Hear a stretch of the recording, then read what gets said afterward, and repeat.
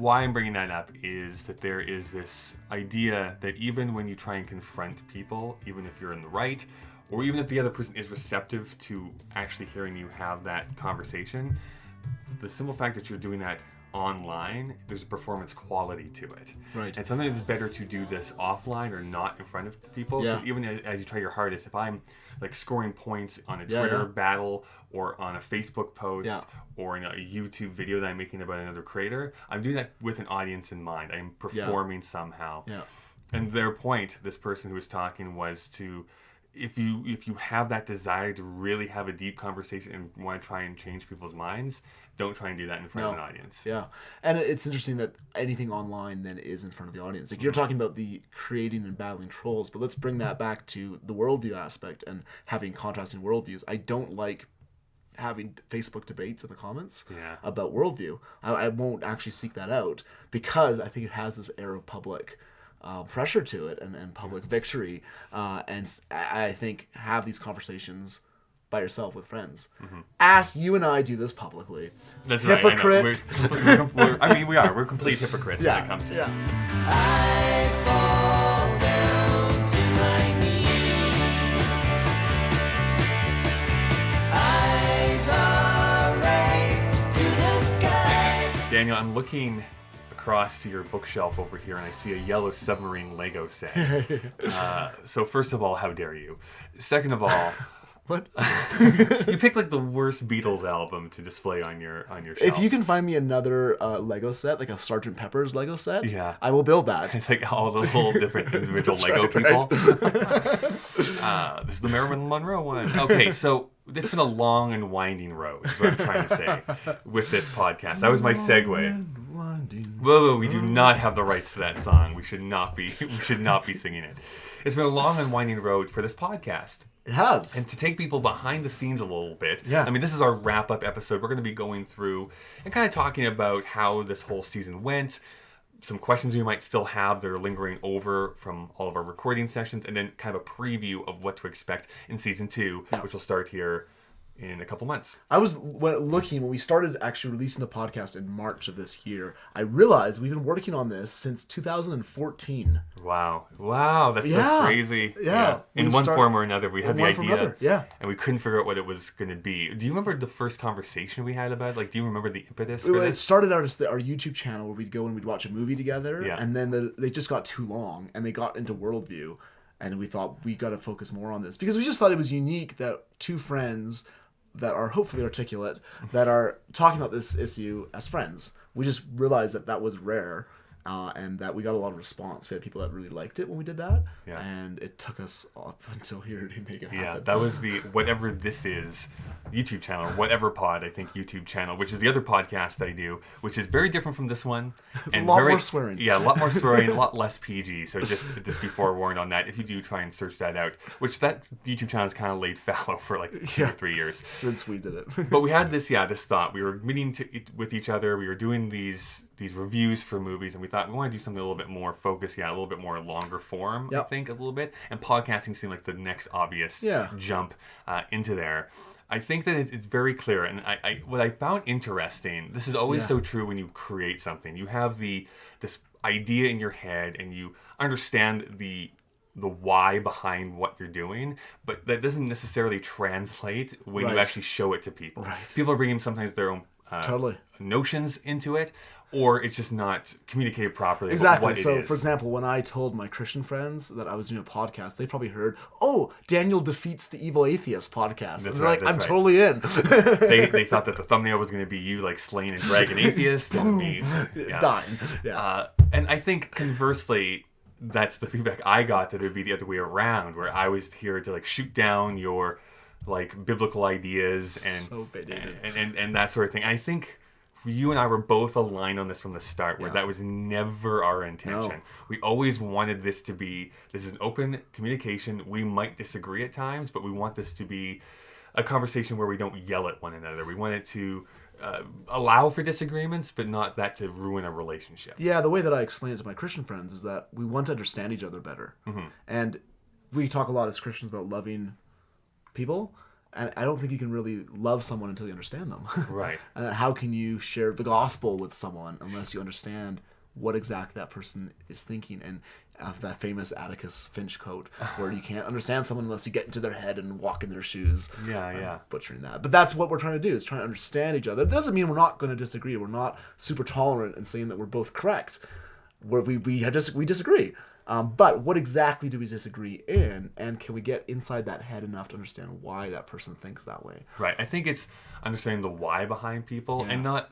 I think we also, or at least this is my interpretation of why we called it assumptions in the first place, Right. was that we had our assumptions of what the other person was going to think, Sure. and we wanted that almost to see if we were correct. Are Yeah. we right in the assumptions that we have? Yeah. And in some cases, that might be true. In some cases, Yeah. that might not be true in certain cases. And that's part of the fun of it. The other thing that I think took people by surprise when we announced it is just how esoteric our topics have been up to Yeah, now. it's interesting because I should have probably foreseen that better, where we really started in that first episode talking a little bit about worldview and using that Right. the book by Mike Cosper, Stories We Tell. Stories We Tell, as kind of a benchmark or as a frame for our discussion. Yeah. And then it went off into very specific stories themselves, Yeah.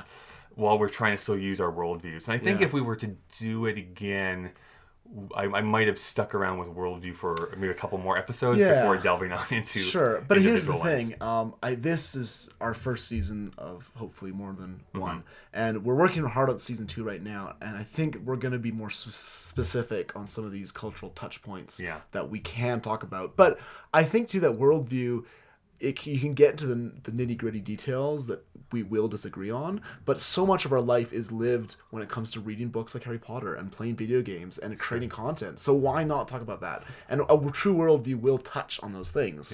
Yeah. This is just one aspect of it. If you're not a fan of stories, you probably didn't listen. And hopefully you'll listen to season 2 and enjoy that topic. Well, I think it also, in a way, is a nice easing in of the topic a little bit. Yeah. Meaning that we're not going straight to like, what do you Yeah. think about abortion? Like on episode number right. 1, That's you right. know what Yeah. I mean? Where we're not trying to get into those. We might So eventually. Hitler! Yes. So Hitler, for or against? You're probably for, right? Would you go back and kill him? What Yeah. do you think about killing? Yeah, Atheists kill. That's right. So I think, well, maybe not the Hitler topic, but those topics I think will eventually Yeah. come up. Yes. But I don't necessarily want to start there. I Yeah. think we need to have that bedrock laid Exactly. so that we can grow. And here's the thing: onto we it. became friends not because we were Christian and atheist. That came up way later. Right. We became friends because we enjoyed talking about this kind of thing. And so for our listeners to join that journey and talk about it is important. And that brings up another point. Our age right now, I think we can all agree, no matter where you are, is a divided, polarized age. Yeah. We live together and we can agree on surface things, but deep down there's this deep discontent, disconnect that's taking place that seems almost like you can't bridge that gap, whether it's politics or worldview or religion. Well, I think that's also, again, to maybe a bit of a criticism or self-criticism of our show, is that sometimes our episodes did seem out of time and out of sync with what was going on in the world, just based on how we actually recorded the episodes. You know what I mean? Where we weren't talking about, like, can you believe, like, this thing that's going on? Right. Or being able to tie in something that was happening in the real world to a very relevant topic in our Kyle, episode. what you're trying to say is that we're timeless.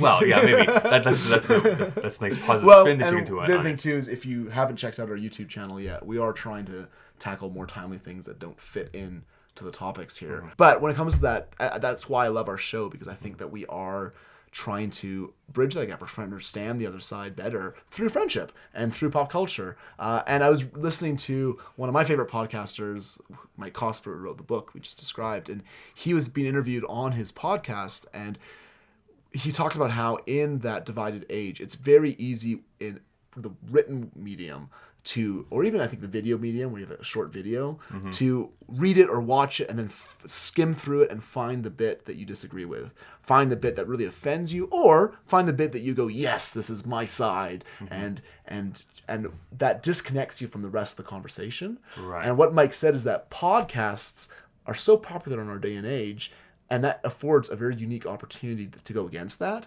because when you listen to a podcast, you are entering a conversation. In order to get to the money quote, you have to understand that person's whole story and hear his whole story. And that's why I think it's such a great medium for this discussion. Exactly, yeah. And just to finish my point where I started with, which is, we recorded all these episodes essentially in, I think it was January and February. Like, we were done recording at the end of February. November to February. We started at Trump's inauguration ended, or his win, and ended with his inauguration. Much, so it was within that time span. So definitely there was things moving on in the world and changing in the world.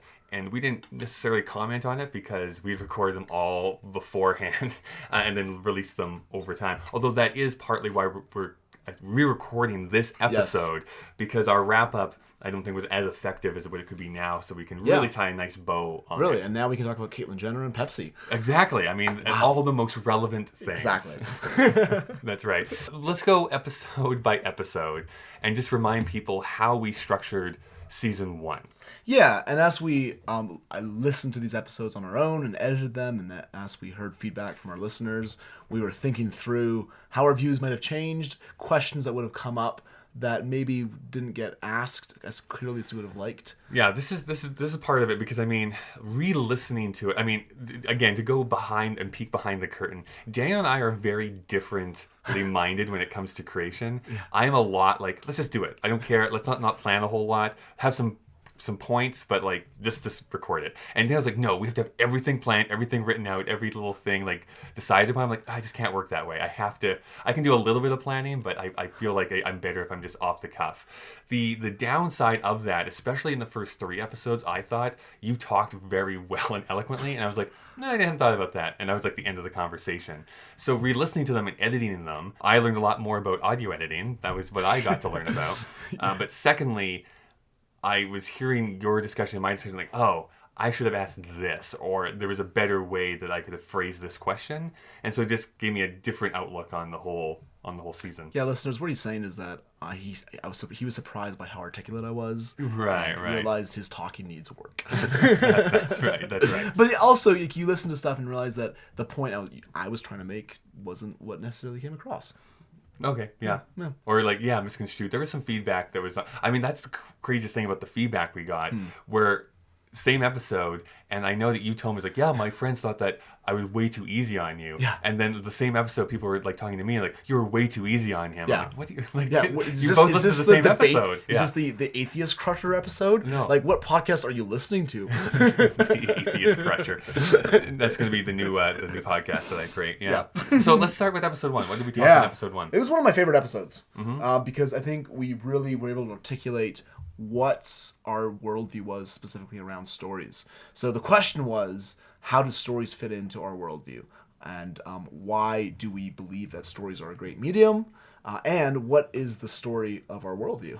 Right. Where that comes through. Yeah, what impressions did you have of that episode? And well, what I really think, and this is what I was meaning about getting into audio editing. There is a whole section at the very end of episode 1, actually, that I cut out because I was talking too well. No, it was more like, what did you learn, Kyle? And I was like, this is what I learned. It was like, oh, that was not my point at all. And I was like, oh, okay. Well, let's delve into this more. I think what was interesting about that, and you're gonna have to correct me because now I can't remember if this was the episode or not, but is this the one that you basically brought up for the first time, your view of a closed box versus an open box world? We articulated that later on. Okay. I think in the video games, I don't remember, but we definitely talked about that. Mm-hmm. Horror, I think, was when that came up. Oh, maybe that was when we actually talked. Which is the next one after this. But I guess here, let me tackle this one then, because one of the things that I came away with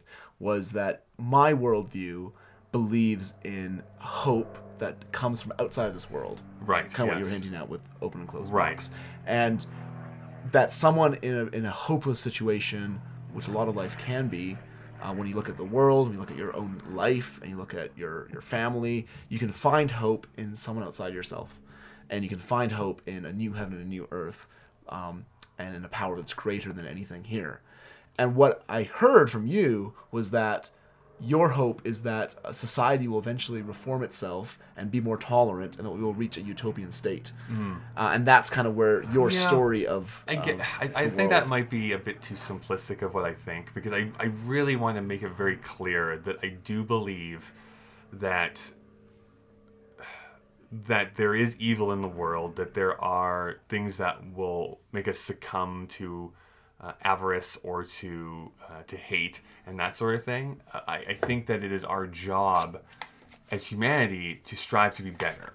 And as divided as we are in this world right now, at least here in North America and in Europe and in Western society, we're probably living in the best time as far as getting access to information. We're living longer. We have antibiotics. Right. We are living longer.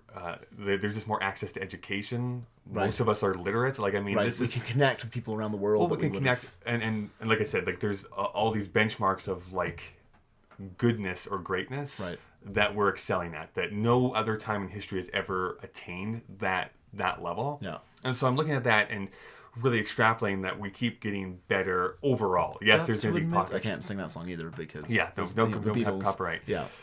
And so I guess that's what I'm focusing on, is that sometimes it feels when you watch politics and geopolitical affairs that it's like 2 steps back for every step forward that we do, where it's like, yes, we have equal rights for a bunch of people, and like, no, we're going to take those all away. So now we have to fight again to get those same rights back to that same group of people. But we are ever marching forward, and I think that is what the thrust of history is doing. As much as we've had periods of despair and awfulness, that we are still marching forward. And that's kind of where you get your hope for. That's where I get my hope from. I do think that power corrupts, but there's also personality and holding yourself accountable. It just sounds like very much like the Enlightenment age. So you look around the turn of the 19th century to the 20th century, and how there was a lot of talk of progress and we're going forward, we're going to do great, and then World War I hit.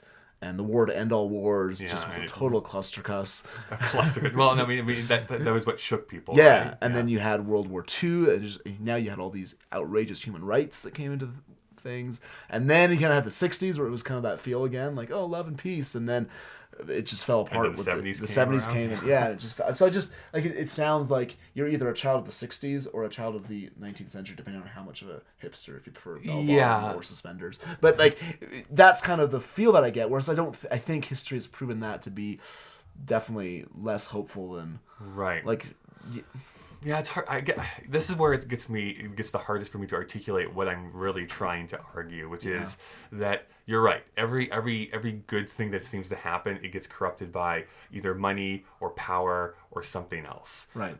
Where even the hippie generation, if you want to follow that through to the end, like those were the baby boomers, right? So the baby boomers came up. They're like, no, like F's the man, and so we're going to like go counter this, but they're kind of ruining it for now with the modern generation for access to jobs and healthcare and that sort of thing, where they're not laying a great groundwork for the millennials that are coming up into the workforce right now, which is why there's that big divide between like the youngs and the olds. There was supposed to be this utopia, and it never actually proliferated. Youngs are a great family. The youngs are the great family. I guess what I keep coming back to is that I look at people who are striving to make the world a better place. Right. And there is a bit of politics to that, where it's like, as soon as you say the thing that's clouded for a lot of people, I think, and this is definitely something I've learned while being in the workforce for so long, is that saying yes to someone means you're saying no to somebody else. Yeah. And that's the hard thing to juggle. I was like, well, I was trying to do a good thing. I was helping out this like less fortunate person, but by doing that, I said no to this other person over here. So how do you juggle that at the same time? How do you make that work? And for me, I mean, the best religious institutions are more focused on the benefit of the community, the advancement of helpfulness and of grace in the world, and the worst are the ones who kind of lean more into, we need the biggest church, we need the most ostentatious display of our faith, and that's usually what turns me off. That's what usually turns me off to those types of organizations. I guess hearing that, what you're saying is that your hope is that over time, eventually, it's going to get better. Even though history isn't so promising when you look at that. Yeah, I mean, yes. I mean, Right. if you look through history, there's time and again of people not doing the right thing or doing awful and terrible things. But like I said at the beginning, I think the thrust of history shows that more people who do good are what advances the society. Okay. Whether or not it's going to get to utopia, it's still going to be Yeah, I advanced. don't think that's tenable. I don't think there's going to ever be a utopia on Earth. Okay. Never ever. I don't think there's ever going to be a utopia on Earth. I do think that there is a way that we can tolerate, using your word from the beginning of the podcast, Yeah. each other and allow each other to do their own things, but not, we're all like happy and jumping around in the flowers Yeah. and loving one another. As much as that Yellow Submarine film is That's great. right. Yeah. Yeah. Yeah. So I guess that's where the contrast is that I don't think that has an accurate view of human evil, and it doesn't really account for that. And then I also, just listening to you when we record the podcasts, is that if that is your hope for the future, it's kind of like a slim hope. Like it's like that's okay. We're gonna eventually tolerate each other. That's why we do this. I guess it goes to like a pessimistic versus optimistic Right. worldview, right? Like I cannot go the nihilistic view, or even a lot of people say realistic view, which I really Right. bristle at, which is like everything is bad, everything is always going to be bad, and it's never going to be good. Right. And I just think, well, then you're not trying. You're not trying to make this world a better place. If all you're saying, Does that keep you from seeing things as it is? Like if you're trying to avoid that view of things being No, does it because I blind you think from reality? actually I can't remember who the person was, but there was actually a Facebook video that came into my feed the other day, which was this speaker, it's about 4 minutes long, and he was like, everyone always talks about reality or the realistic things that are going on in Yeah. society, but I think that's the wrong way to look at it, because if you say it's like, oh well, I'm going to apply for this job, but I'm never going to get it because I'm not good enough and this Right. isn't going to work and everyone hates me.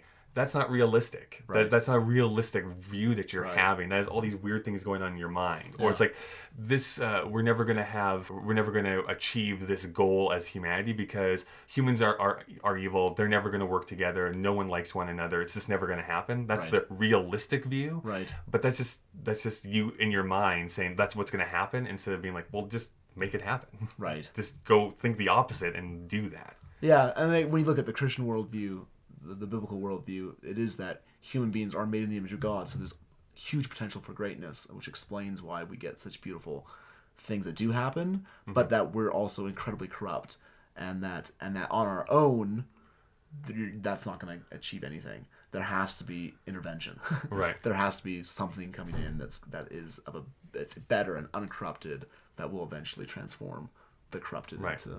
I really want. The answer is Jesus. I really think we should go on to episode 2. Episode But 2. I do need to ask a question there, Okay. because you just broached that subject, which was, we think about, at least in science, there's this nature versus nurture paradigm that we Yes. go. It's like, what is actually Better. well, not better, but what is causing people to be the way they are? Right. Is it all nature? Is it all nurture? Is it a combination of the both? Right. And so when you say that people are inherently evil, Yeah. it's like, that's such a hard thing for me to wrap my head around, because when Right. I see like my nephew just born, like thinking of him as an Sure. evil being is really hard for me to wrap my head around. It's Yeah. like, well, he's innocent. He hasn't done anything Right. to show that. With Yeah. actions, for sure, you can say actions and Right. premeditation Right. and that sort of thing. Definitely, we can start to say evil or not. But just to say, well, he's born, he hasn't done anything, but he's evil. is Well, that's weird to where me. it's not. I think you have to balance it with the image of God. Like there's a lot of good there too, and yeah, baby, what evil has that done? I think the answer would be human nature, even if it doesn't do evil by itself, is still bent towards evil. So the idea is like a vulture. Like a vulture by itself is totally fine, but it's always going to go eat rotten meat. It's just that's what it is designed to do. Right, and so when it comes to babies, yeah, they're born innocent. They haven't done anything wrong. But by being human, their nature is still going to be bent towards selfishness. And Augustine, the Roman, he would have been African actually, theologian that was one of the greatest thinkers in Western history. He has this book, The Confessions, famous memoir, one of the first memoirs out there. And he says, when I was a baby and I was crying, did I cry to make myself known? Or did I cry because I wanted something and I wanted that milk, and I sought for my own way. And he kind of like analyzes his own cries, and like, I was an innocent baby, but I also wanted my own way. And if you're around a toddler, you know that's definitely the way things go. Yeah, for sure. Yeah. To just keep on the animal metaphors here, this kind of reminds me of elephants and how they work. They actually observe this because of poaching that happens in Africa, where if you kill the older male elephants, then the juveniles start acting like complete jerks, like tearing things down, like running into each other, like almost to the point of killing each other. Like just strength. And do they worship pigs' heads? They do. Wow. Yes, absolutely. And if you bring in an older male again, he puts them into lines. Like, no, you're not acting properly. This is how we act here in this group of people. And I think this is where I can agree with you on. Where poachers are effing the patriarchy. Yeah, that's right. No, but I can agree with you on is saying that there does need to be that strong family unit to create goodness in the world, right? You have to teach people as they grow older from infant to toddler to be like, you're being a jerk right now, so stop being a jerk. Do you know what my favorite family unit is? What's that? The Mason family unit. Okay. So episode 2, that was fun, looking at our favorite films. I wish we had watched them. We watched Jaws, but I wish we had watched Moonrise Kingdom. I think it would have been a more articulate discussion. But I've seen it since then and still love it. I still see that a family unit as playing such an important role in that film, and also just the sense of doing it on your own. That they can't do it on their own. They need others. They there's that scene where Bill Murray's lying on his bed and saying, "We're all they've got." And I think she says, "Is that enough?"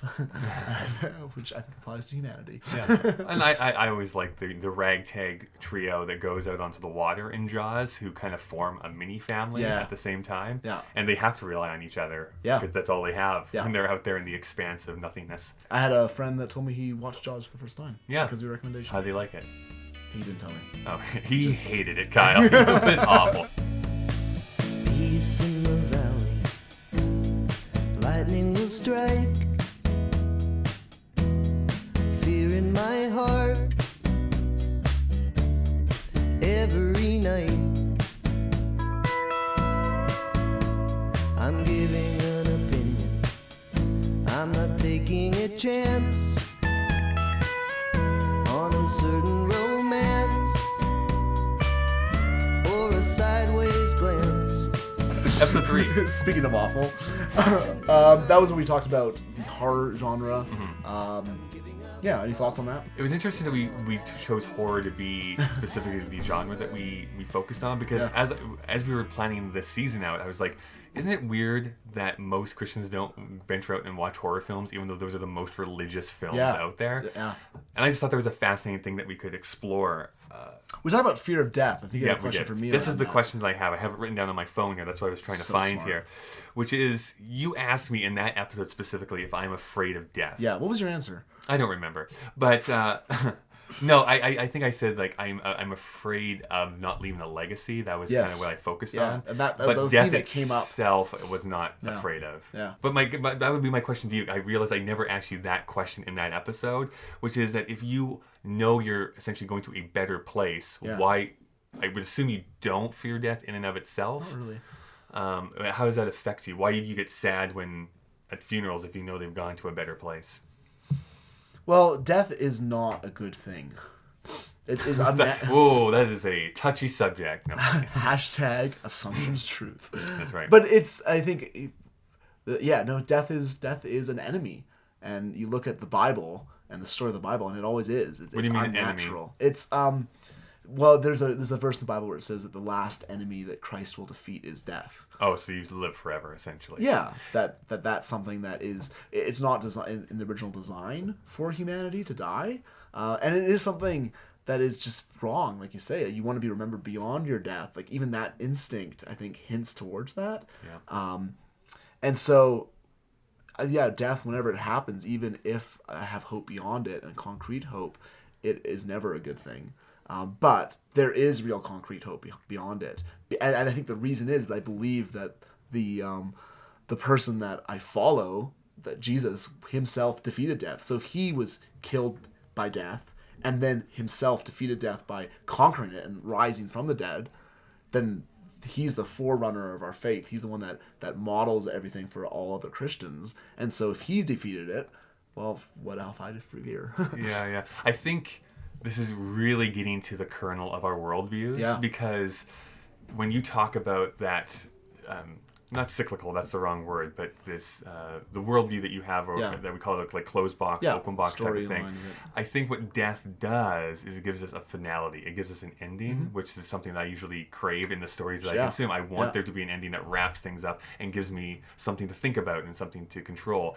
And the thought of living forever is the first thing is like, oh, that'd be cool. But then the more I think of it, like, man, I wouldn't want to. Why is that? I just think that would be so boring for a while, living forever. There's no finality to it. Yeah. I think I even mentioned Buffy the Vampire Slayer in one of our episodes, but they actually have an episode that's based around that the people who fear death the most are those who are immortal because they don't understand it, and they can't they can't combat it very well. Embracing death. Yeah, exactly. I think by embracing death, we are able to say, this is my story, this is how I lived, and hopefully other generations can take from it a little bit more. Whereas if you live forever, I think life almost becomes banal at that point. Well, and that's where I think it's an important distinction to make. If I don't fear death and I think death is wrong, that's because this world itself is wrong. So I don't want to live forever in this world.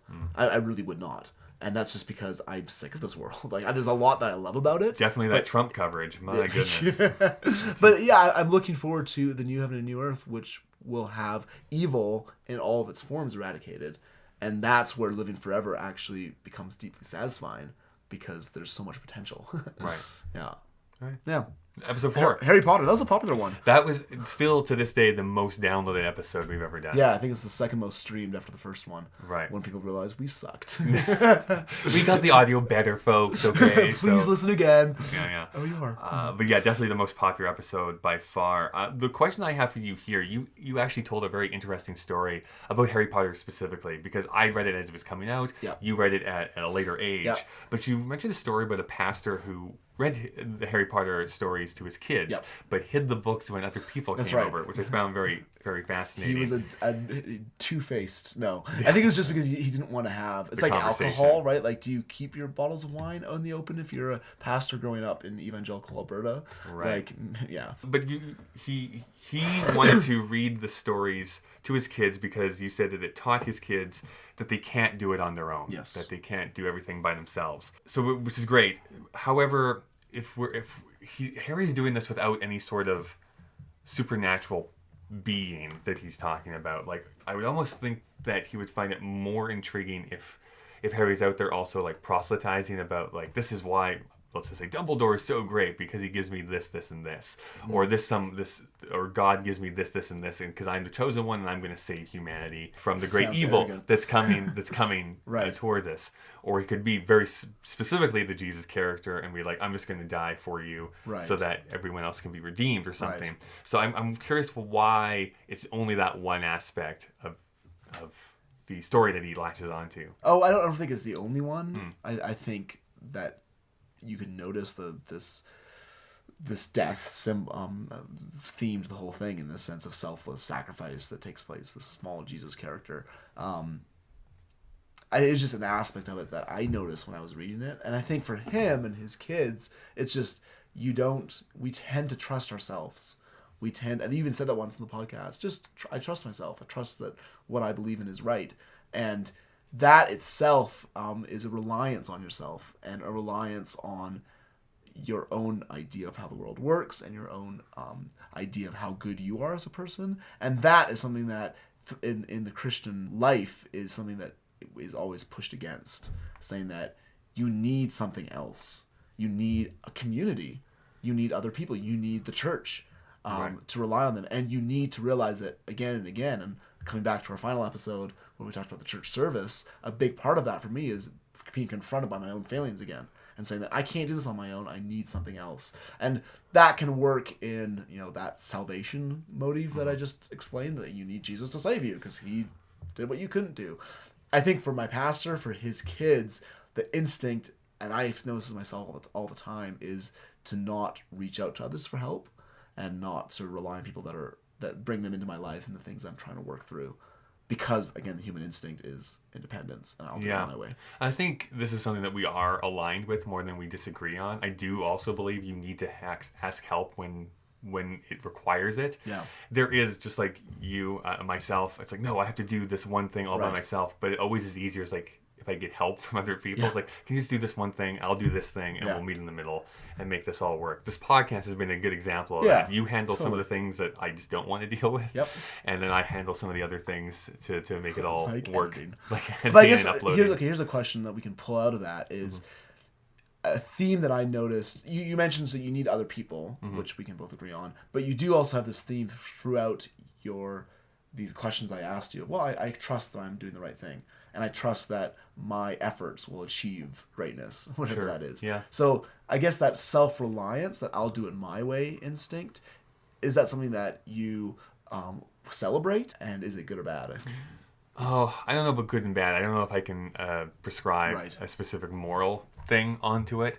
I definitely think it's a symptom of living in a Western society where that is valued above all else. Like, identity. Right. I mean, you pulled yourself up by your bootstraps, or like you created this thing all by yourself, even though you didn't. I mean, that's the big argument, not to get too political here, that when people say that they don't want their tax dollars to go to, say, like public schools or something because they don't have any kids in public schools. Right. But it's like, sure, but those kids are going to go on and be the engineers and these people who make the roads that you drive on. They're going to make your old folks home. Or building those homes, or the doctors who are going to help you through. So there's more to it than just be like, yes, you don't have a kid in public school, but it's funding something far greater than that. But I guess coming back that's the society idea. But coming back personally, I think a big part in when I realized that I needed Christ in my life, was this whole thing of I can make it on my own. I can be a good enough Christian that I'll be able to be a Christian and make it into heaven on my own thing. And it was realizing that no, you are failing so much in so many ways that you are broken on your own. Sure. And I think that's something that I don't quite notice in you. Yeah, I mean, you're more like, oh, I can figure this out. I got this.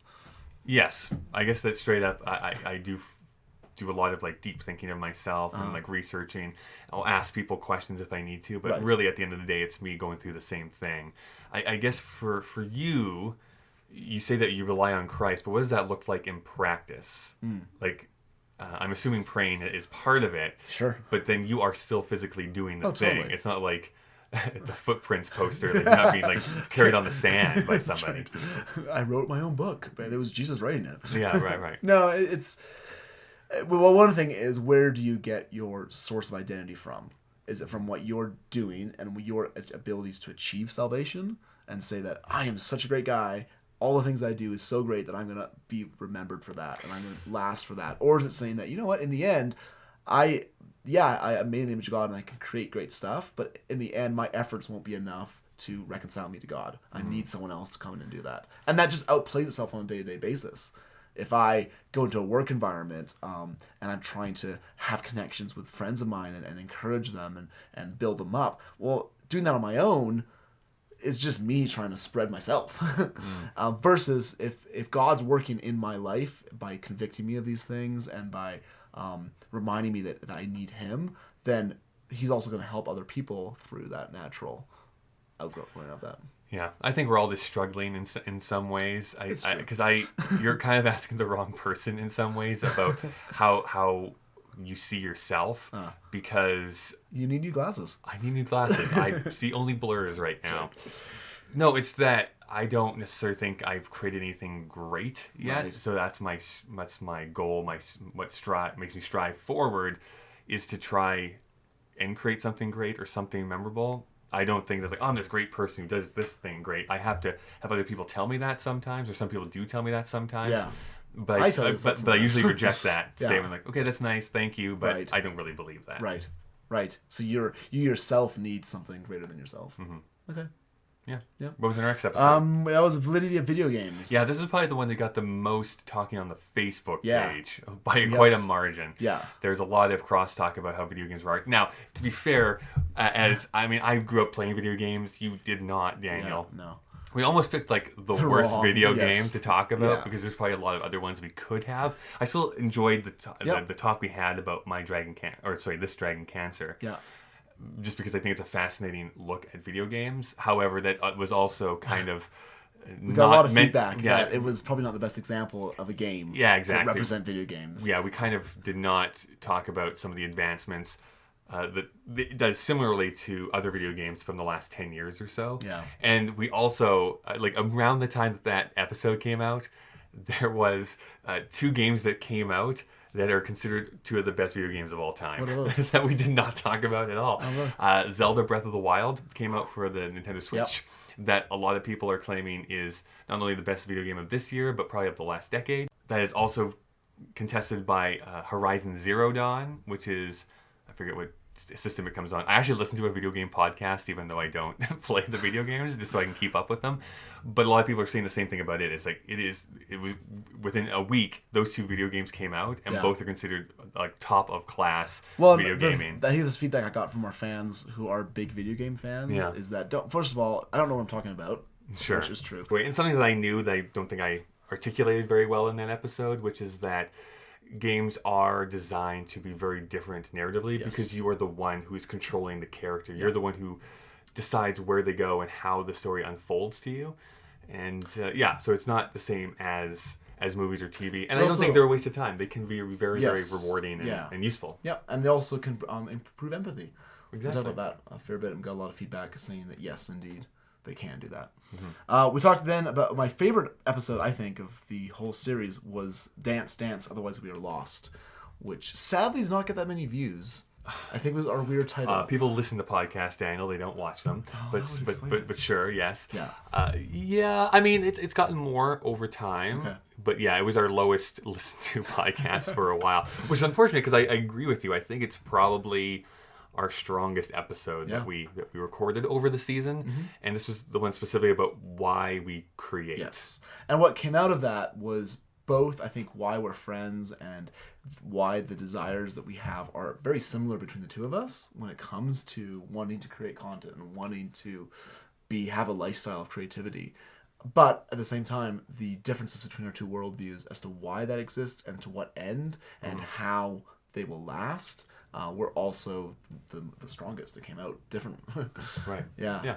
I agree. I don't think I have much to add on that one specifically. I think that's, if there was one episode I would tell people to listen to, it would be that one. Yes, just so they can get a feel of Probably the first one and that one. I think are the two. Everything else, complete crap. But those two... Yes, yeah. It was funny. And it's funny, too, because I was talking last night to my cousin who was staying over, and I quoted to him the Ira Glass quote that you quote on that bit, that the taste is good, but the quality of your work doesn't equal the taste yet. And I feel like that is one of those episodes that the taste did almost equal the quality. Yeah, I agree. I guess one question I have coming out of that for you, we talk about why you want to be, that does your work last beyond you? And I think if I can say this, what came out the strongest was that you are trying to get to the point where your work will be remembered beyond your lifetime, and that is kind of your way of cheating death. Yeah, and I think what I don't mention often is that I don't think that necessarily has to be a work of art necessarily.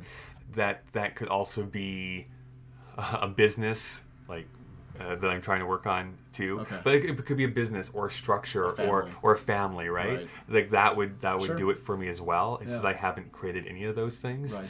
That I feel is something. And all you have is your YouTube. All I have is this stupid YouTube channel that nobody watches. So. Yeah, I guess I just feel like the hope that I have that you create art in order to display the glory of God, and that it will last beyond this world if it is good. I just find that it gives more satisfaction than maybe trying to achieve a certain level of success. Right. Yeah. I can see that. Yeah. I don't make any bones about. No, that's the wrong word. I don't try and argue the fact that this is not somewhat narcissistic of me of trying to be remembered. Yeah. But it is how I feel. Yeah, and the other thing too that I would also add on to that is, as human beings, I think we're made for greatness. It's an instinct in us that it exists, whether we like it or not. I would say it exists because we're made for greatness. We're made for God, the greatest thing out there. And we're made for eternity. Even better than a Tesla? Even better than the Yellow Submarine. Okay. We're made for eternity. And we're made for... So when we have that desire, and when we are met with great music or great fireworks or great beauty, that resonates so deeply with us because we're made for it. And so then to seek greatness it's natural. Right. Like of course we want to do that. I just think that we seek greatness in the wrong place. We seek it in ourselves rather than what the gospel says, which is greatness is giving yourself away, and it's in Christ, and it comes out of that. Yeah. All right. C.S. Lewis has a great essay which we linked to on those show notes. Sure. On episode 7, I want to say, The Way to Glory, and he articulates that quite well. Go read it. Yeah, C.S. Lewis, interesting dude. He smoked a pipe. Episode 7, #stories. Yeah. How did you think of that one? This is my favorite named episode. Yes. Mostly because I thought of it. But what I loved about this one specifically is the idea that social media does influence how we tell stories nowadays. Where this new thing that has been only around for not even 10 years now at this point is something that we perform in. Whether it's, I just have a Facebook, you're still performing. Yeah. You're still telling a story because you are editing out the stuff that you don't want to be seen by other people. Yeah. So I thought that was a great conversation. I just thought that worked really well. I thought the exploration of how we treat Twitter and Facebook and YouTube, etc., is just a fascinating conversation. And I'm sure if we had someone even 10 years younger than us, it would be completely different. Because now there's like Snapchat and Musical.ly and all these other different apps. You have to be 10 years younger in order to even use it, I think. Yeah, you can't even open it actually unless you are 12. So, and then also we talked a little bit just earlier today about how that performance aspect of being online, how that can lead to negative aspects in debates. It's kind of like if you were in a debate, and if you were having this discussion right now and a group of people were watching us, the tension would be different. And yet, that's what we're doing. We have Facebook. People are listening to this. And so I think the best way to have discussions where people disagree is to get off Facebook and do it in person. I agree with that. I try to avoid... I have a lot of friends out there. I see it happen where... Oh, there's times I've done it myself where someone will post something I disagree with and I want to fight back in the comments. And it's the wrong place for it to happen. Well, yeah. There is an audience. Well, there's an audience and tone can get misconstrued sometimes. I've been on the wrong side of that where it's like I'm making a joke but now it sounds like I'm serious. I'm not being serious, and then it's a whole big thing. But this is weird because I'm trying to push you to do a live show because I think it would just be really fun to try it out in front of people, not to have a disagreement but just have our regular show. I just think it would be a different feel though, because we would be literally performing to people right in front of us and trying to carry the conversation forward. It would, and yet here we are talking about how great it is to not do performative debates, and we're doing one right now. Yeah, we're doing one right now. I was really looking forward to episode 8, the capstone, the cathedral and the cinema. It actually disappointed me when I actually listened to it. Okay, good to know. I don't think we talked a lot about. I think we talked a lot about the cathedral. I don't think we talked a lot about cinema specifically. I was reading a book by Josh Larson, who is one of the half of Film Spotting, the famous Film Spotting podcast. He's a Christian. He talked about how the church, the cinema is a church-like experience. And I read that after that podcast was recorded, and I thought, well, we beat you to it, Joshy. We talked about it already. Old news, news, Josh. But no, I think it is something that it speaks to a lot of us because we go into this experience and we're subjecting ourselves to another story. I mean, it's one of those things that there's a lot of tradition involved in church going. I mean, some people have like their specific seat they like to sit in, like they do the same motions, they shake the same people's hands, that sort of thing. Whereas they're the worst. Whatever. But in the theater or in the cinema, I think that the same type of thing can happen. Like I always get like this combo, and I sit like middle, and there's these things that you like to do. In order to get ready for that experience. Now that you're poor and you're starting your own business, you can't go to your church that often.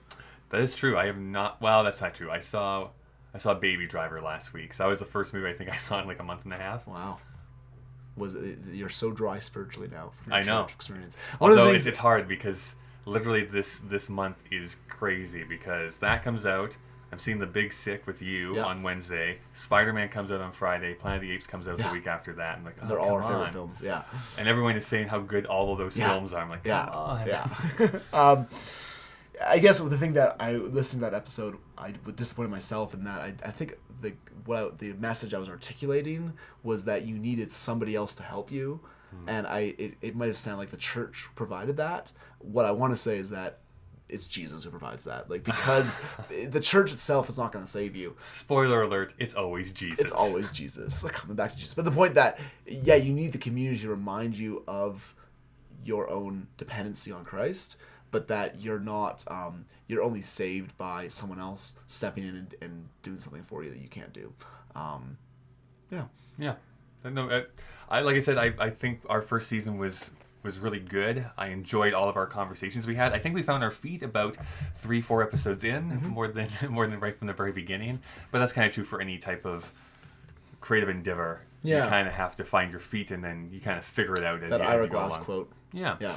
So having that been said, this extra long episode I just noticed that we've been recording, that was season 1. Daniel, tell me what we can expect in season 2. I don't know anything. This is completely new. Completely new outline. Well, when we launched this podcast, we positioned it as a Christian and a bisexual atheist having a conversation, and it got a lot of interest. I think because people in our culture, we don't have a place for open conversation on that, and I think people were disappointed, like I said at the beginning, because our topics were so esoteric. Yeah. And so now we want to go more personal. We want to go more personal with this, and we want to tackle the elephant in the room, which is sexuality. Yeah. And I also want to preface this.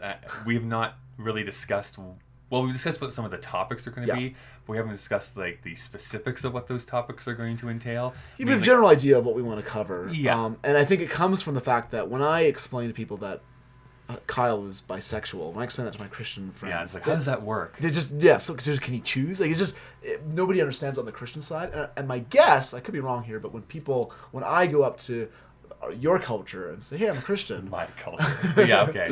Our culture. Well, say, I agree. right? I think if you say you're a Christian, everyone has like an automatic, oh, you think this, and this, and these are your and you values. think gays are bad. Right. Like, our culture has so much value in open sexual identity, and it's something that a lot of Christians disagree with. And so it just is, I think it's the elephant in the room whenever we introduce ourselves. Yeah, and I do look forward to really delving into that, because that's one of the big things that I've enjoyed about being on YouTube and really loving online video, is that there are these open discussions about sexuality that just did not exist when I was growing up. Yeah. And understanding about like gender and sexuality and romantic, how people are. That's right. That way. I talked earlier about how a podcast is a conversation. Yeah. And I think that's really how this topic is going to work itself out. We're not just going to head on tackle, so what do you think about gays and bisexuals? And how does the church handle this? Because I think it has to exist. Sexuality has to exist within the context of what does it mean to be human? And what does it mean to have a family? I think it is important. It is, yeah. So tell us about the topics. Yes, we want to talk about family. Both of us want to have a family someday. Both of us came from families. What is family? I did not have a family. No, just kidding. He was an orphan. The purpose of sexuality. So Right. what is sex, and what does it mean for people? How are babies made? How are babies made? And then your story as a bisexual. What does that mean? How did you arrive there? How has your life changed because of that? And then the response. So how does the church deal with that? Where's the church gone wrong with that? And then we'll talk about dating, our experiences of dating the modern life. What does it look like in our day and age to have that experience as a Christian, as someone who doesn't believe in that standard of sexuality? And then looking at marriage and commitment and the place of that. And then here's an aspect that doesn't get talked about a lot: singleness and friendship. So in this world of platonic relationships, exactly, right? Yeah. How does that fit in? And then community as that final piece of how is community created. So really looking at sexuality from that broader range of how does it fit into the human life and the experience, and what does it mean for humanity? And this is where we're really going to be leaning in on the listeners on this, because I really want there to be more community discussion on this, like what you're thinking, what you're feeling. Yeah. If you do agree or disagree, this is going to be some good stuff to send into the email address assumptionspod@gmail.com. We're going to play around with some cold opens and some interviews for that episode, that season as well. And that's really where it comes back to our community. And we've done our first season. We were blown away initially by the response. It always thrills me when I see that people listen to our podcast and download it. So to our listeners, we want to say thank you. Yeah, I mean, every episode has had over 100 listens. Yeah. So, I mean, that's pretty remarkable. If you think about 100 people in a room, that's a lot of people that we'd be looking out at. So thank you for sticking with us. Thank you for having us join your life. Yeah, we really, both Daniel and I really do appreciate the feedback that we have received and just how well it has been received. Before we wrap this up one last time for this season, what's the biggest takeaway? What is the one thing that you're leaving with? And if you don't know, I have mine. We'll go ahead with yours. I think I was really trying to struggle with this because I think for the first few episodes there was this thing that was gnawing at the back of my head. I was like, I was trying to figure out, like, we have these two different worldviews, but I'm trying to figure out why it is that we're butting heads against certain things. Not that we're having arguments or anything, but I finally figured it out. Did you? Yeah, it's like, because I think what's going on is that I look at the Bible specifically as stories to draw lessons from. Sure. And I think you look at it more as a history of your worldview Yeah. in a lot of ways. Yeah. And that is a vastly different It is. thing. If Yeah. you say, no, this is the history of where I came from versus these are some great stories to take lessons from, Totally. is vastly different. And I think that is something I didn't really think about. And I just assumed wrongly that it was like straight, like they say this thing and you just follow it blindly. And I don't think that's necessarily right. how it's much more. It's more in depth than that, which is good for you to bring this all back to stories. Yeah. Okay, back in. I guess for me, I talked a couple times on this episode already about noticing the difference in hope. So the striving to create your own hope, whether that's hope for the world or hope for your own longevity, versus the sense of having peace because of a greater hope. So that came out strongly. But then I guess just also how, as humans and as people who love the creative side of things, we are able to stay friends through this whole process. Yeah. And we've been able to have our own perspectives enhanced and built up. And yeah, we disagree and we think each other may be wrong in certain places. But in the end, we've stayed friends and we've grown from this discussion. And I hope the same is true of those who've listened in. Yeah. Yeah. Well, thanks for joining us.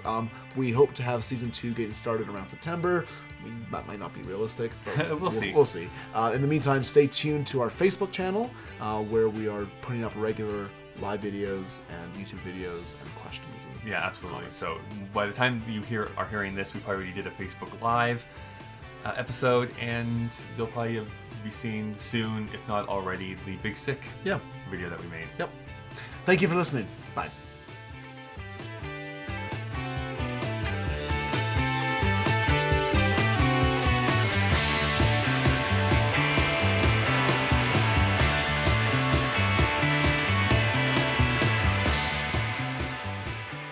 Assumptions is written and produced by Kyle Marshall and Daniel Melville Jones, and surprise of surprises, this episode was edited by myself, Kyle Marshall. You've probably heard a bunch of these different end credits here already, but if you haven't, go and leave us a comment or a piece of feedback by emailing us at assumptionspod@gmail.com. You can visit our Facebook page at Assumptions Podcast, or as well, send us a message on Twitter at AssumptionsPod. There are so many people that we wish to thank, but the two that we will highlight are the Parson Redheads, who are the backing band that you've heard in so many episodes this season, and of course Chris Taniguchi, who designed our beautiful channel artwork. Until we see you next season, this is one last chance for me to say thank you, and in a few months, get ready for season 2.